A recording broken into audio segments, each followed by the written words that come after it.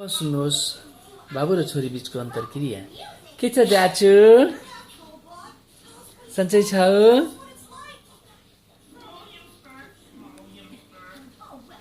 जाचु हो?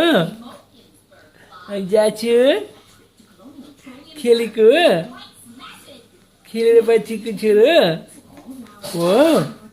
हो ए अनि भोक लागेछ? अलिअलि धेरै कुरा त थाहा छैन नि। तिमी कसरी बोल्न सिकेको यति चाँडै? बोल्न सिक्छौ? हो पिर परेको, पिर पनि परेको, पिर नमानिसियो न, पिर नमानिसियो है छोरो। एक्साइटेड भएर कुरा गर्नुपर्छ नि त। हो एक्साइटेड हो चाचु? एक्साइटेड भएको? छक्कै छक्कै जाचु, छक्कै छक्कै छोरो, जिरो जिरो जाचु।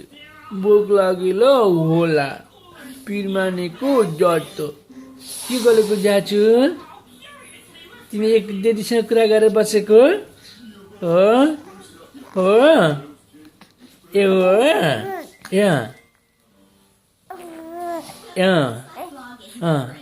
मम्मी खै? मम्मी हुनुहुन्न? हो ए हो ए मम्मी जानुभएको छ? ए तिमी डेडीसँग बसे कि? ए अनि डेडीसँग कुरा गरे कि? हो डेडीसँग कुरा गरे कि?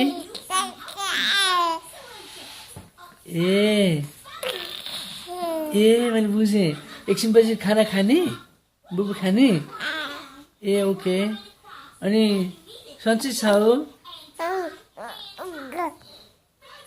आजी आउनु थालेछ एकछिनमा?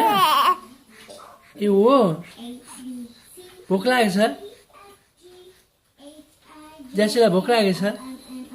हो भोक लागेको छ जासुलाई? हो ए भोक लागेको छ भने जानु हो ए हो ए अनि दिदी खै? तिम्रो दिदी त्यो रुनी बेलामा हेल्प गर्न आउँदिनन्? हो यस्तो कुरा नभनौँ अहिले भनेको फेरि। हो जाची हो हेल्प छोरी पानी तातो कि जाची हो?